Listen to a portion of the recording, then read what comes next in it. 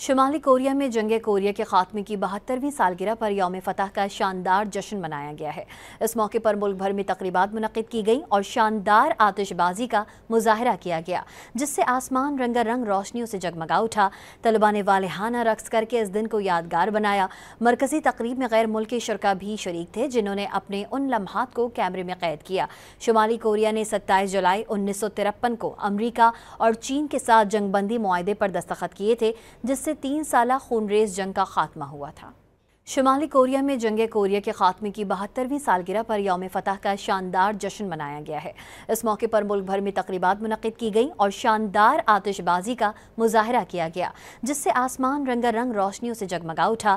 طلباء نے والہانہ رقص کر کے اس دن کو یادگار بنایا۔